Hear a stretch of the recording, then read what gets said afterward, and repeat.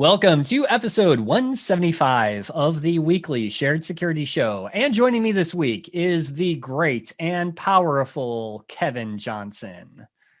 I feel like I should be behind a curtain. The Grand Wizard. Grand Wizard of Secure Ideas. Oh, no, please do not refer to us as Grand Wizards. I live in the South. That has a that's right. That's bad. Yeah. No. I'm up Yankee up here in Ohio, so is Ohio really Yankee? I don't know. It's north. It's almost Canada.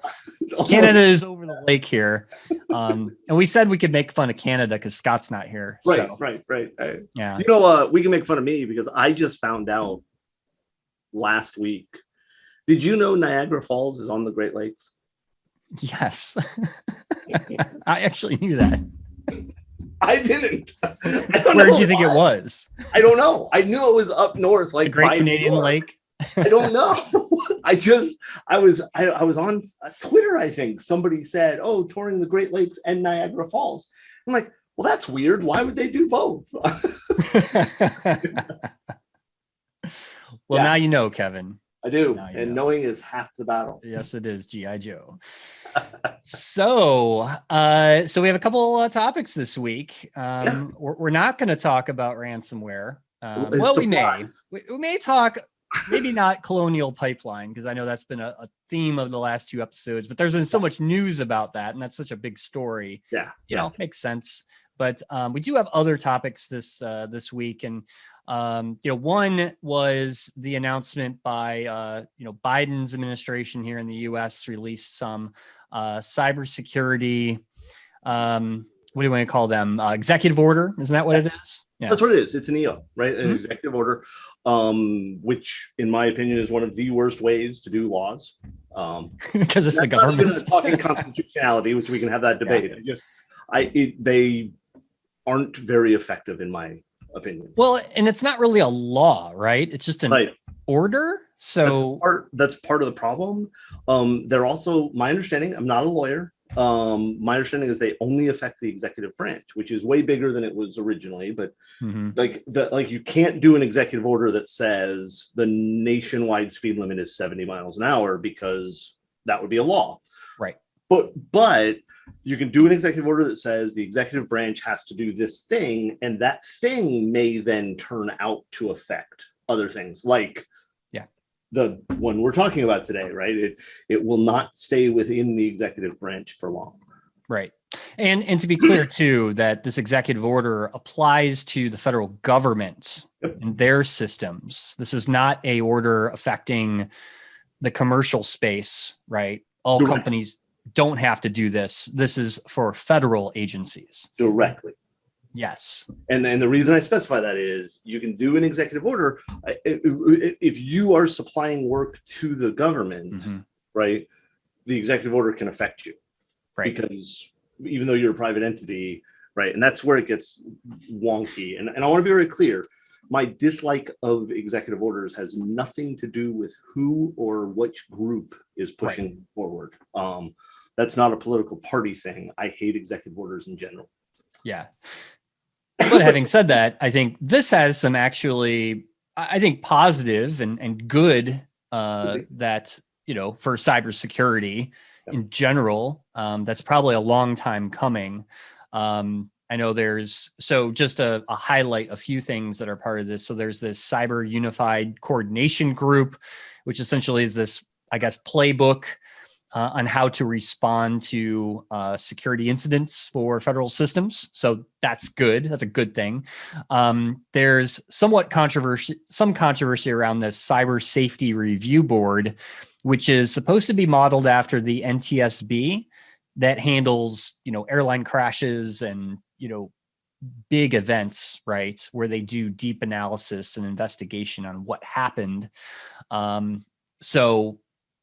There's controversy, I think, in the past over the NTSB and how they handled ththings, because first of all, they take a long time. Like sometimes their investigations take years to come out with reports. So we all know the government moves at a snail's pace. So it'll be interesting to see how that plays out in the future with future breaches of federal systems. I talked to Nathan about it. Yeah. today. I'm sorry, I interrupted. No, please do. I was talking to Nathan about it because I'm really bothered by this, and I'm bothered by it, and I think I'm bothered by it, ignoring my dislike of government growth. Okay, and I'm trying to put that aside, but I think I'm against the idea because of how easily it would be to expand greatly. Like the NTSB has a very specific target. Yes. And has relationships with all of the car manufacturers and plane manufacturers, right? Like there's, and even there, I'm bothered by their ability to demand stuff and get it, even though they didn't go in front of a judge or whatever, right? But in this case, I'm curious, and Nathan thinks I'm more worried than I should be. I think is a good example, but my concern is how far do you take it? So like if we use the Boeing example, right? A plane crashes. It's not Boeing's fault necessarily that the plane crashed, right? But the NTSB pulls it together. They go to Boeing, they get information about how they built it, stuff like that. And then they look at it like, okay, is this a fundamental problem or this is whatever? Okay, so I won't mention Colonial Pipeline, but let's say somebody like a pipeline, like maybe Colonial Pipeline, gets hit with ransomware. Okay, and then they find out that it came in through a vulnerable system. And I'm making this up, right? Okay, so now are they going to the Apache project and saying, hey, show us your development processes? Because it's a good point. How far will they go? Right. Yeah. And especially with the executive order talking about SBOM, right, being a requirement for government stuff, right? The software bill of material for people who don't know. That leads me to believe that they would expect to go entirely down that pipe. Yeah, and speaking of the software bill of materials, they just define it as critical software is required. Well, what's considered critical software? Yeah, especially when we're talking about the federal government. Well, everything's critical. Yeah. To me, I think there's good that can come out of this. I agree. There is. Nathan has higher hopes for it than I do. I don't know. What happens if, okay, so somebody gets popped? How far do they take that? And at what scale? And I know that a lot of these, like they have, the other problem I have with this is they have 30 days to come up with this. That means it's not going to be this long drawn out thing. It's in 30 days, they're required to identify who the people are that will be on this board. Yeah. Okay, well, that means in my head, it'll be people who donate to political parties. Did I say that out loud? You did. Yeah. You know what I mean? I don't know. I get the idea. I just think it's a really bad one. This feels to me like, oh my God, bad stuff happened. We need to do something. Okay, we did something. Not what's the right solution. But I'm a jerk. I think it's all, yet to be seen, right? Yeah. What is going to happen? I think my personal opinion is a step in the right direction. I don't necessarily know if it's the right answer that we need right now, but I think it's good, I guess, seeing an administration that is doing something or saying something about cybersecurity when in the past, let's be honest, it's been kind of a joke. So, but having said that, I actually kind of like it being a joke. And let me explain that. One, I worry every time the government says, I want to do more. But here's my next big question. Why is the Federal Trade Commission not who they're assigning this to? The Federal Trade Commission already has jurisdiction, which has been upheld in court. The FTC, whether we agree with it or not, we can have that debate. But courts have already said the FTC is able to go in and investigate breaches. They've investigated breaches. They've investigated multiple breaches. They have experience. They have the oversight. They have the processes. Why would we not go back to the FTC and say, hey, you have this group that has already been doing this. What do you think is the right way?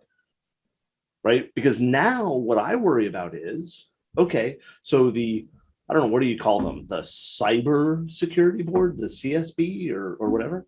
They're going to come in and demand information. Yep. Then the Federal Trade Commission is going to sue and demand information. And then DHS is going to come in, and we already know the government doesn't protect data very well, Snowden. And so, yeah, I don't know. Almost like you're saying that the federal government agencies don't communicate well with each other. Well, that's part of it. As with many other executive orders in the past, September 11th comes to mind immediately.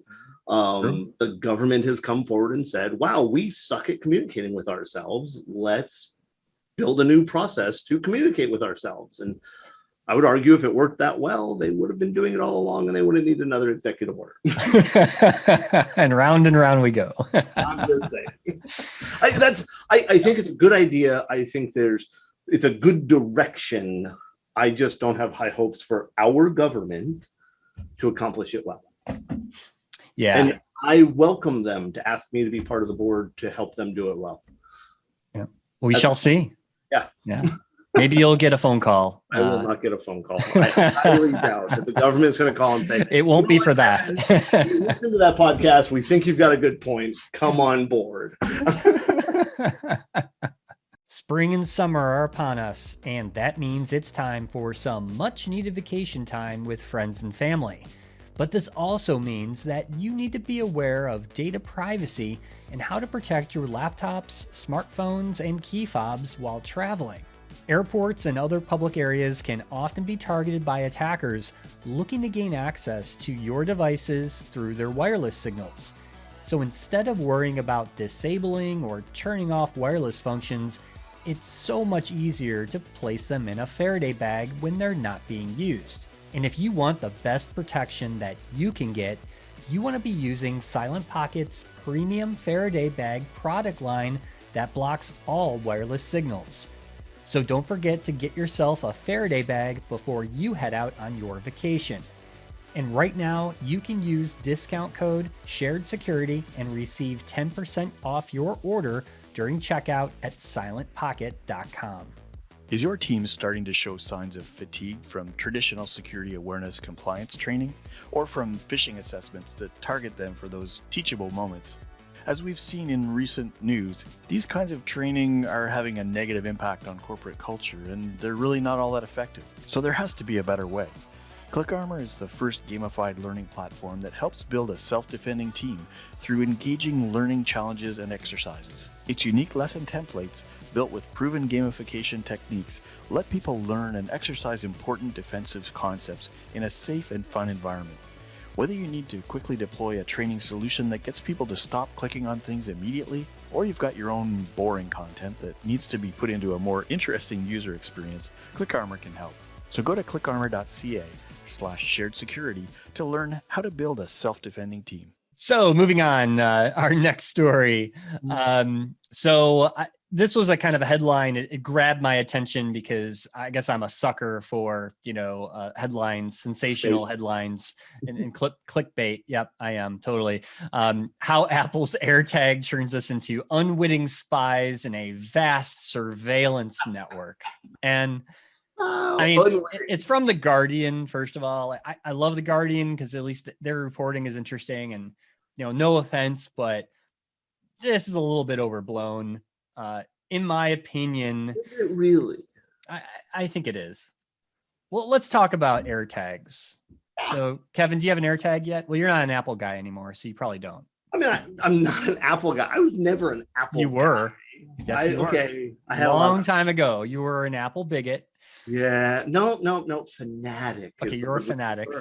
No, I do not have any AirTags. I also don't have any Tiles, which was the original product that came out with this idea. I've looked a lot into them. I'm actually considering buying an iPad Pro and some AirTags to play around with for some stuff, some ideas I have. It'd be fun. Expensive ideas, but so I think they're interesting. For the people who don't know, an AirTag is a small device that you can attach to something like your keys, and then you can use your phone to find the device or thing. Like, so it really doesn't work well to attach it to your phone. You have to have somebody else find your AirTag. Yes.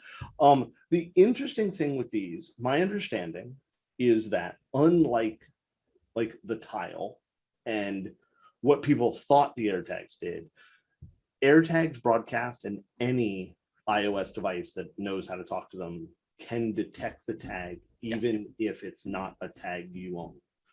And so this idea is that we can crowdsource where things are, blah, blah, blah. Like, so you put it on your dog and then the dog runs through the neighborhood and your neighbors can tell you that it's there or something. But I think they could have just seen the dog. Right. And I actually think, I don't know. Okay, so the article headline is absolutely overblown. But I do think, that we are putting something out there that is going to have even more information. I read this other article this morning. I don't know when it came out, but I read it this morning, and it was about this guy spent a week at his parents' house, and then he got home and he was getting toothpaste ads for the brand of toothpaste his mom uses. And it's because the phones know when they're in proximity to each other, right? And so I have my phone, I come over to your house, both of our phones say, hey, we're at Tom's house. The system, the data collection system now knows Tom and I know each other, we're hanging out, there's a good possibility that we have some type of relationship and this. And I think that what we're doing is we're just turning over yet more information.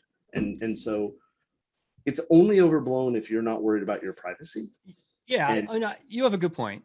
You have a good point. I think maybe, I was taken by the article itself, which, and there is some legitimate concerns, I think, like, people using it for stalking, which Apple has, of course, put in some controls of, there's kind of someone on Twitter posted that, oh, wow, look, being around someone with an AirTag is very annoying because you get prompts. So say another device or a object with an AirTag passes you or is in Bluetooth range, you'll actually get a notification on your phone that says AirTag found moving with you, or it's next to you or what have you.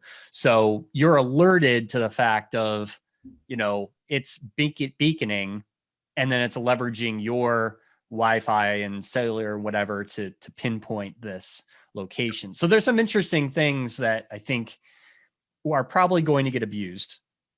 Let's be honest about that. Maybe not by your favorite security researchers, but others that may find nefarious purposes for these AirTags. I think that they as with everything, right? I'm the big believer that every step forward with technology comes with badness, but the badness is outweighed by the goodness we can do with it. And I'm also a weirdo. I like personalized ads.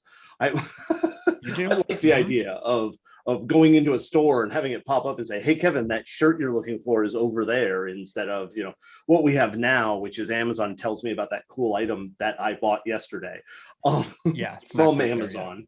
So I like that kind of stuff. I do believe that this type of ability to track things, my mind immediately goes to AR. Yes. And VR. And this is the type of technology that is going to help bring us the holodeck. And I know that's an exaggeration, but it's not. And so I'm glad we have it. I'm glad it's out there. I do think we just need people to be aware, right? This, especially the stalking one. The stalking one really, really concerns me. Especially when you look at, I think we talked about this on a previous show. If not, we should have. Like how hard it is for victims of domestic violence who have finally escaped the abuser, and gotten the abuser removed from the house or whatever, where there's so many ways that abuser has access to things like the Nest camera and like we see this time and time again. And I think that the AirTags have the possibility to just make that worse. And let me just say from the bottom of my heart, if you're abusing somebody, but that's my concern. I don't think it's this big, oh my God, the world is ending. Yeah. But we need to make people aware of it is where it goes down, I think. Yeah. And unfortunately, the only way to opt out of this too, by the way, because, if you can't prevent people from buying AirTags and they're going to be around you eventually, you have to turn off your Bluetooth, which that really sucks because everybody uses Bluetooth for something. So, and one of the things, you know what, I haven't looked into this. Okay, so Apple makes a big deal about, like, if I put an AirTag on you, your phone is going to tell you, hey, there's an AirTag following you. My Android device isn't going to tell me an AirTag is following me. So, well, it's not going to work with an Android device. Yeah, Android's going to have their own. Yeah, but the person tags. who put the AirTag on me has an iPhone. I'm just not going Right. to know they're tracking me. Yeah. So is there a way to do, you know what I mean? Like that. Yeah. I hadn't thought about that. Like, yes, if you have iOS, you can detect that you're there. Uh-huh. Fascinating. Sorry, just random thought. No. So our last story, and I think you have a related story to this, talking about cyber insurance firms start tapping out as ransomware continues to rise. So this is obviously ransomware is rampant right now, and now cyber insurance firms are saying, yep, we're not going to pay out for ransoms anymore, or they're putting in more stipulations because they're seeing there's more claims now from companies because of ransomware, which is a huge drain on their industry, which I have my own arguments about the insurance industry. Blood-sucking so leeches. many But anyway, you didn't hear that from me. So anyway, I know you had a story about that, Kevin. I want to say, I feel like the article is an exaggeration. Like, if you read the article, the headline says, oh my God, cyber insurance providers are tapping out of paying ransoms. But then you read the article and it's really just, there's one insurance company that has said, hey, French people, your government told us we're not allowed to cover this. And so we're not going to cover it for organizations in France. That's not a mad dash to stop paying ransoms, right? That is one company in a specific country because of a specific law. Not law, but the government said, stop covering this. They didn't, right? But having said that, I think, okay, I've long been a person who's against paying ransoms. I don't think people should pay ransoms. I think most of the time that people pay ransom, they don't get any of their data back. They just spent money.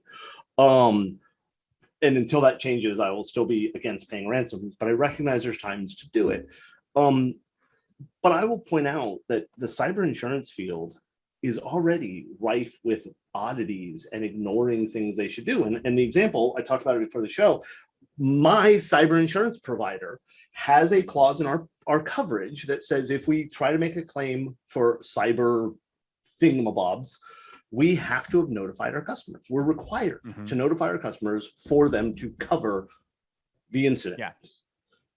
Recently, my cyber insurance provider, I'm not going to say it's CNA, but it's CNA.